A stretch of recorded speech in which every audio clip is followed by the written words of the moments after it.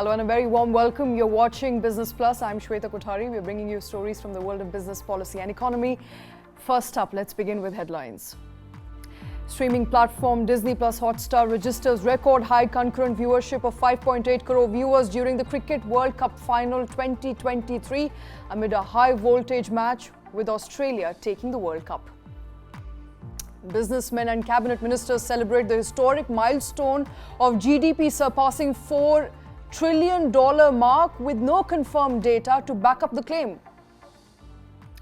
Edtech unicorn Physics Wallah lays off 70 to 120 employees, joining a batch of startups which have cut jobs in the year amid tepid funding environment.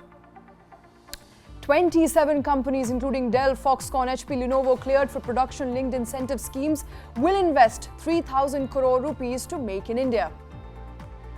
And contempt plea filed against markets regulator for delays in probing Adani-Hindenburg case. Application says SEBI did not complete its inquiry within the set timeline. All those stories right here on Newsline. With me in the studio is Karthik Malhotra. Karthik, hi, good morning. Good morning, Shweta. Well, it's a day after that high voltage match between India and Australia, where unfortunately it was a sobering moment for India, not so much for the streaming platforms that have recorded highest viewership ever at 5.8 crores concurrent viewership. That's what I think, Shweta, the question is that who's the real winner? I mean, on the match, on the field, of course, we know Australia played beautifully and rightly so, walked away with the trophy despite the match actually being held in India, and India's streak of 9 continuous victories resulting in the final match being lost to Australia. But there's another winner who's emerged presumably from this entire ICC Cricket World Cup season, and that happens to be Disney+Hotstar. So 5.9 crore concurrent streams only on the streaming platform. I'm not even talking about the TV channel. I'm not talking about Star Sports. I'm talking only Disney+Hotstar. The app had 5.9 crore concurrent viewers watching the World Cup finals. Now, I mean, what does this number actually look like? 5.9 crores is actually higher than the 5.3 crore that it recorded in the semi-finals that India played against New Zealand and won.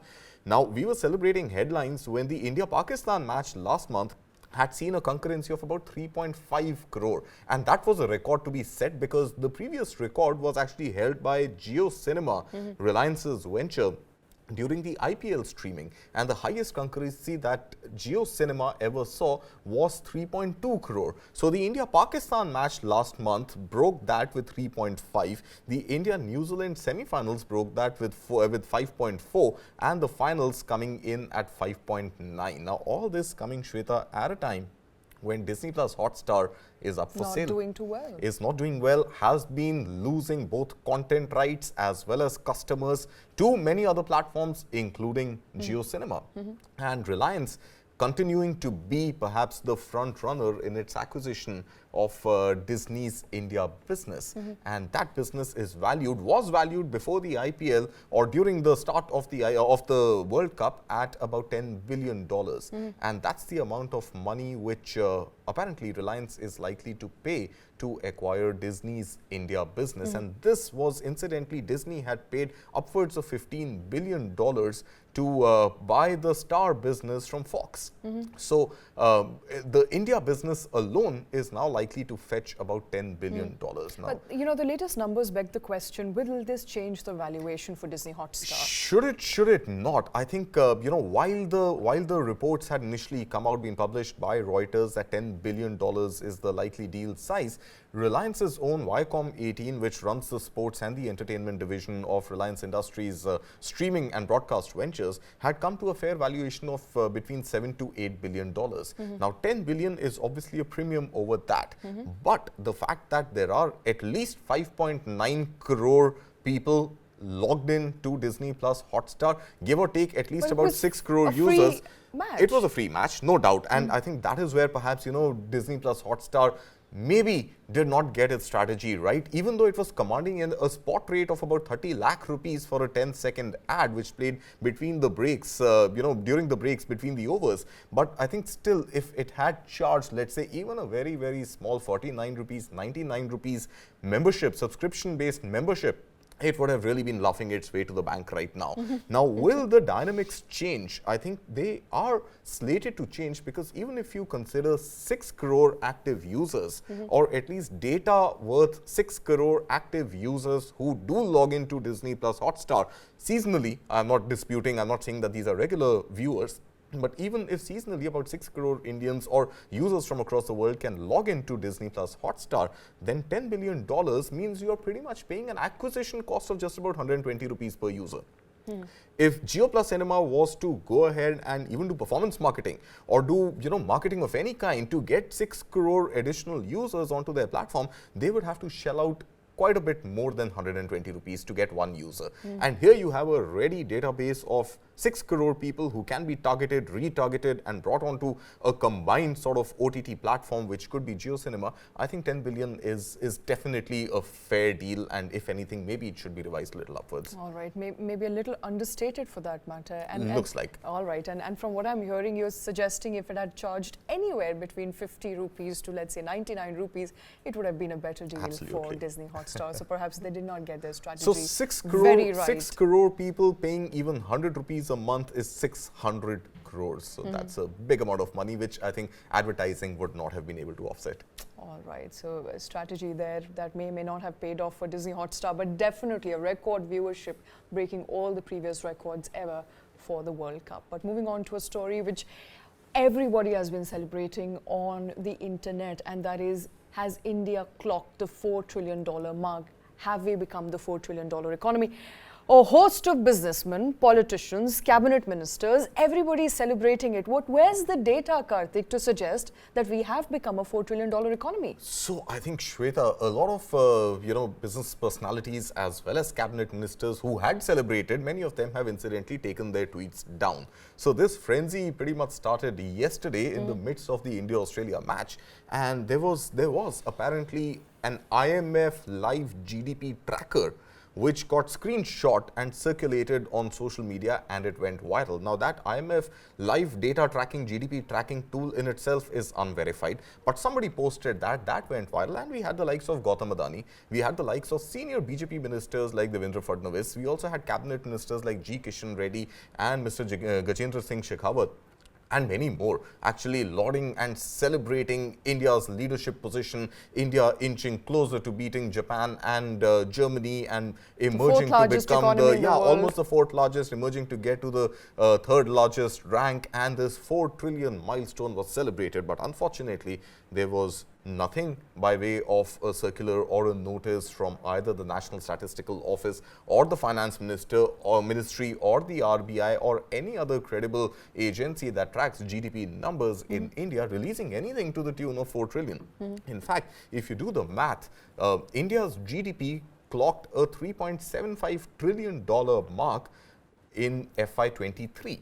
Close of FY23, which is March this year, 31st March, India's GDP stood at $3.75 trillion. Now, what is RBI projecting India's growth rate to be for this year? RBI is projecting 6.5% growth rate. And this is something plus minus, a 0.1, 0.2 percentage mark has been suggested by multiple other agencies, bodies as well. But even if you were to stick to RBI's 6.5%, projection, estimation, then at best by end of this financial year, which is 31st March 2024, India would be in the vicinity of about $3.99 trillion.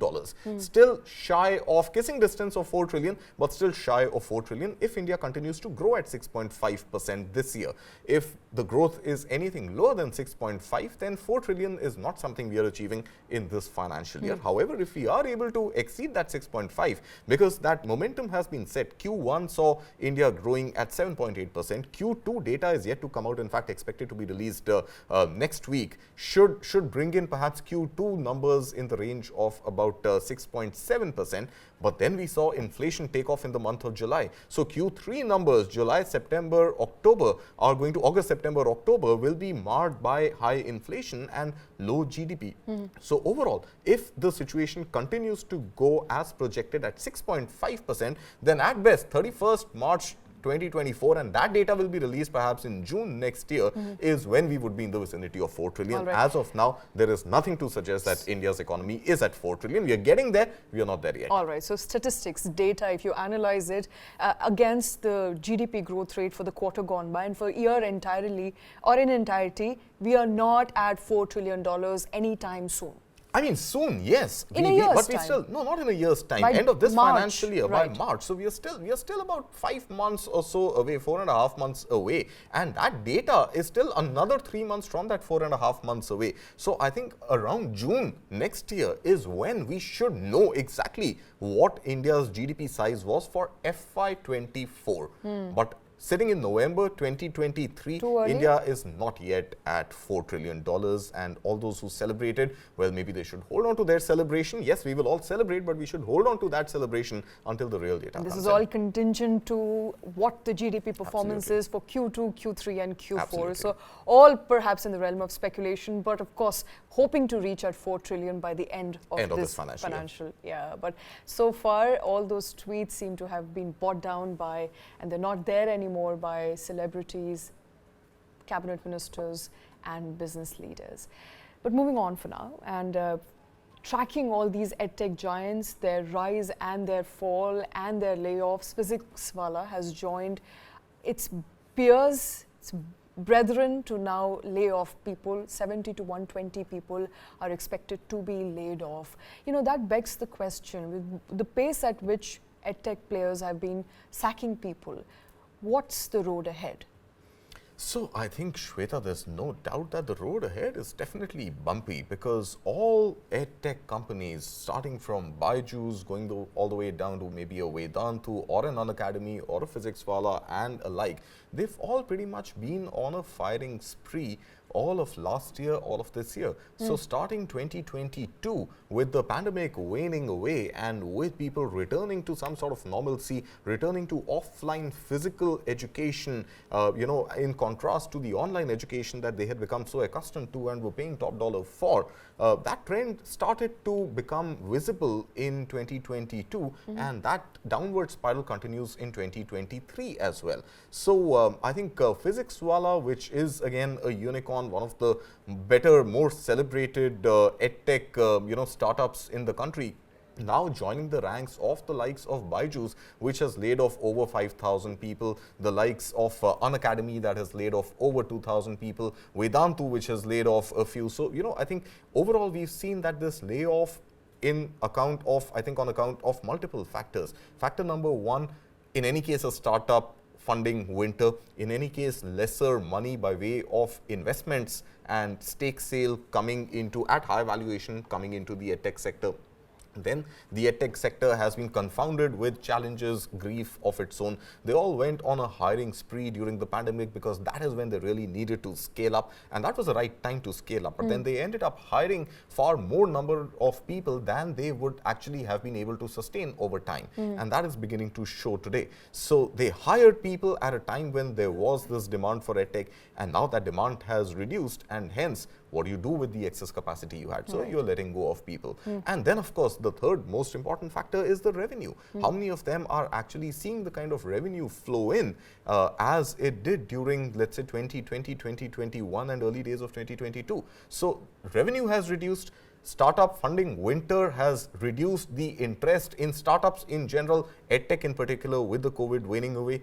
And then add to that the excessive hiring that had been done and the costs related to paying salaries, paying bonuses, keeping people afloat, maintaining large office spaces, all those costs coming under pressure, resulting in edtech companies across the board getting rid of people, Physics Wallah being the latest to join the ranks. Right, so the whole host of reasons, as you mentioned. I also want to understand from you, you know, the spur, the growth that we saw during COVID, during pandemic, that seemed to be reversing in a way. Are people going back to physical classrooms, physical institutions? That being one of the reasons why edtech players who are primarily in online business are not going to do too well? Absolutely. Is this the end of road for them? I think it has pretty much been fairly clear that people who saw online as the great digital divide to be bridged for education, people who saw, you know, digital stroke phygital coexisting even at a time when the pandemic was waning away, and those who thought that, you know, why would people go back to online schools, online tuition, offline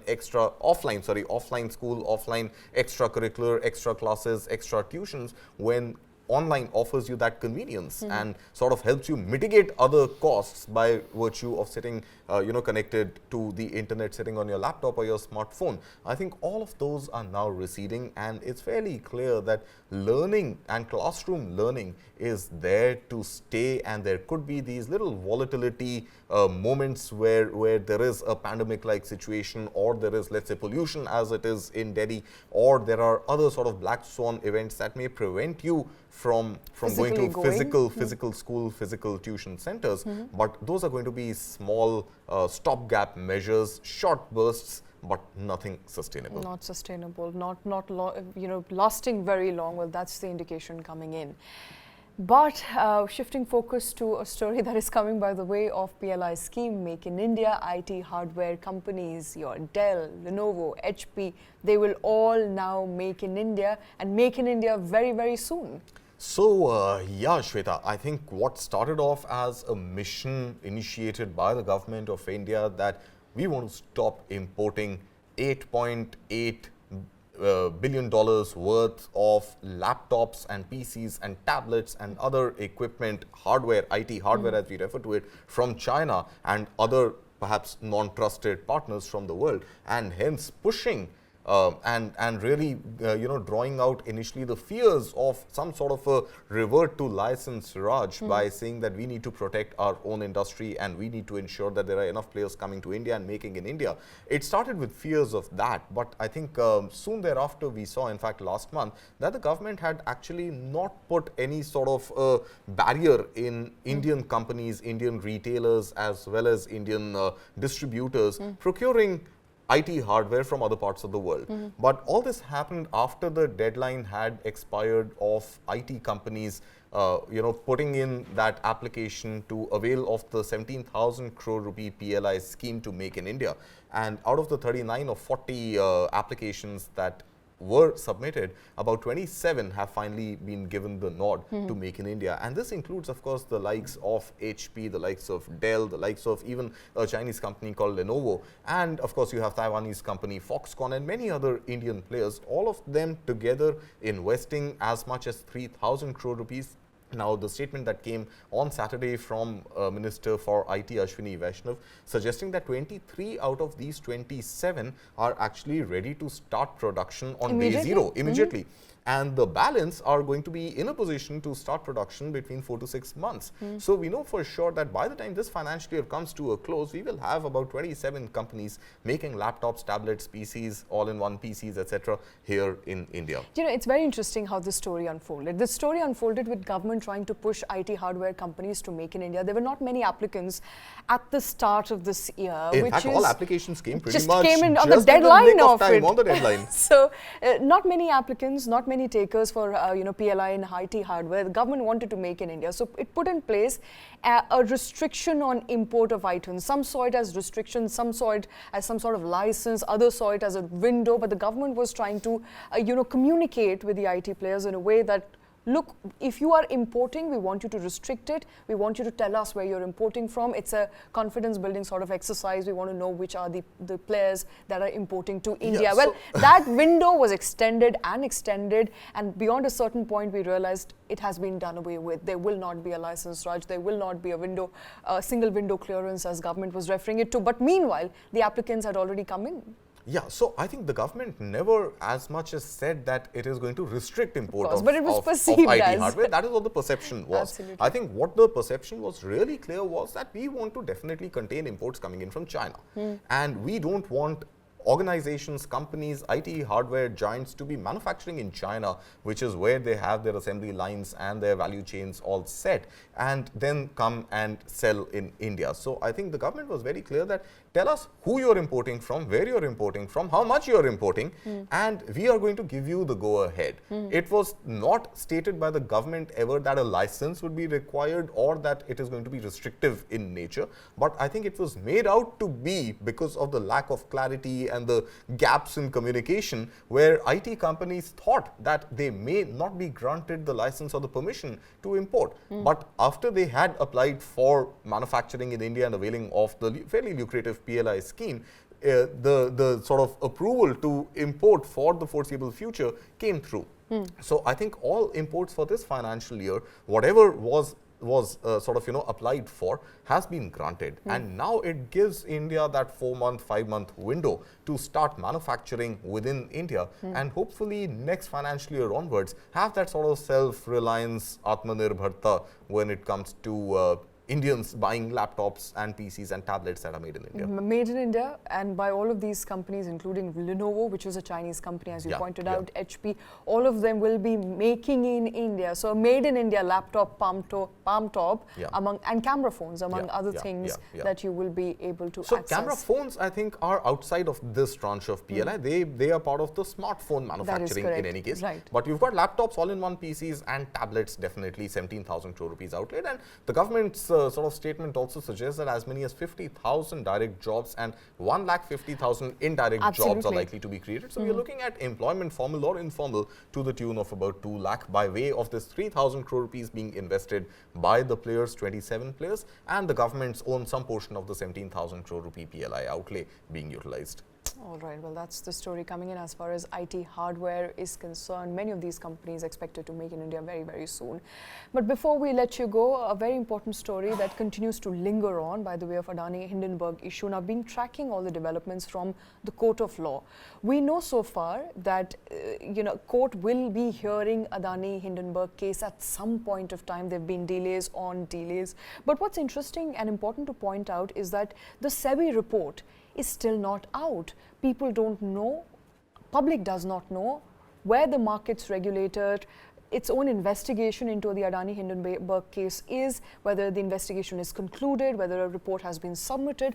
All of that is in the grey at this point. So petitioners are begging the courts to start a contempt plea or contempt proceeding against SEBI. Will this be a first time that SEBI would be in docks for contempt of court? I'm not sure about that, Shweta, but what we do know for sure is that petitioners, including Vishal Tiwari, who's one of the petitioners, have signed a 15-page plea, have written and submitted a 15-page plea to the Supreme Court, asking the Supreme Court to admit a plea against SEBI for contempt of court. And what this really means is that there have been tremendous delays in SEBI submitting its report in any form to the Supreme Court. Of course, the final report, we don't know whether it has still been submitted or not. But clearly, the petitioners would know if the report has been submitted. So essentially, we can now be, can be confirmed in one way or the other that there is no final report which has been submitted in the court. I mean, I don't think we can still confirm that, because the Supreme Court had also in the first week of November said that 8th November is your deadline by which time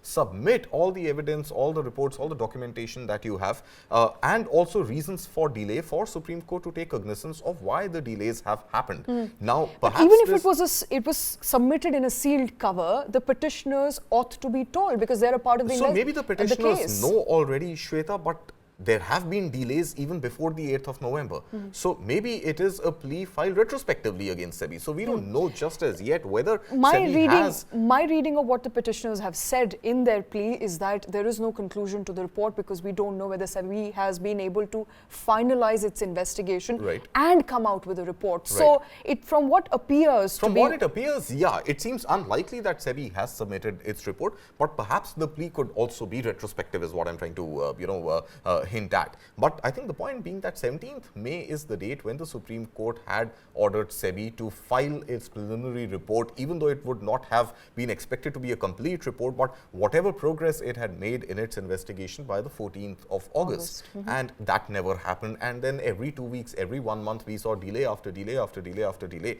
And till now, to our limited understanding, yet the report from SEBI has not yet been submitted.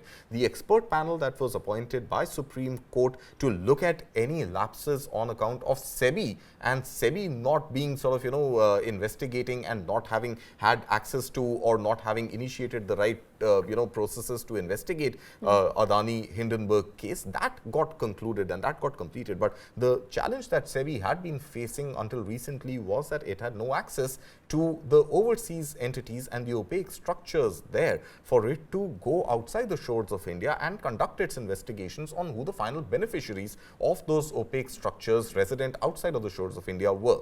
Now again, so even if SEBI has not yet been able to go ahead and complete that investigation in whatever form, whatever elements have been completed, and I think there were only 2 which were left, that report should have been submitted by now. And if it has not been submitted, then of course we are expecting the Chief Justice of India, who had sought this explanation from SEBI on why these delays have happened, in fact from all parties involved, would now be concluding its own sort of not investigation, but its own analysis and its own objective sort of assessment of where these delays have been, and some sort of a final conclusion, some sort of a final date for hearing should come through, hopefully very quickly. All right, and the applicant has also very interestingly asked court to ask the expert committee which was set up to look into the allegations, to also perhaps go through the OCCRP report, which has in a way identified the final beneficiaries of this opaque structure. So the petitioner Vinay Tiwari is also asking court, Vishal Tiwari is also asking court and asking the expert committee to perhaps look into the findings of the OCCRP Absolutely. report. And in addition to that, if I can just read a little quote from that 15-page report, and the quote from, which is signed by Vishal Tiwari among others, is also raising questions on SEBI's own sort of, ability and its own teeth to go ahead and conclude an inquiry of this nature. So it says, but now the question arises whether the present regulatory authority is efficient enough, or if some changes are required by setting up a new regulatory body with more efficient mechanism, so that in future such damaging incidents may not occur in the share market and the investors' money may be protected. This is part of the 15-page report. It's very damning on markets regulator, a body that is touted to be one of the biggest players when it comes to regulating markets, people's confidence, their faith in the capital markets, not completing a probe and not relaying whether the probe has been completed, sort of no communication from SEBI so far. I think that is more of a deterrent hindrance to its credibility right now. Absolutely, couldn't agree more. And I think it is in everybody's interest. It is in the interest of SEBI, it is in the interest of participants of capital markets, and it is in the interest of India, especially ahead of election seasons, for any sort of conclusion on the ongoing, and it's going to be almost a year. It's, I think the report came out on the 25th of Jan, the Adani-Hindenburg report, and then we saw the OCCRP report, and then we saw the Financial Times sort of expose on the findings, or the sort of, a step up on the investigations already done by the DRI, all of that coming in one calendar year. And we're pretty much reaching the end of that calendar year. We are well beyond the midway mark in November. So it is soon going to be a year, and if it happens to be one entire year with no sort of progress and nothing really to write home about when it came to SEBI's own investigations being conducted in a fair manner, and all sort of resources having been made available to SEBI to go ahead and draw conclusions in its own report and its own finding, then it's obviously a very, very tough year for faith to be reposed in the regulator. Absolutely, markets regulator, they're being petitioned and asked to submit its final finding into Adani-Hindenburg case. Remember, there's been a delay of months and months now, with no investigative report in sight and no conclusion on whether there has been a completion of investigation so far. Well, we'll keep bringing all those stories for you right here on Newsline. Thank you very much for watching.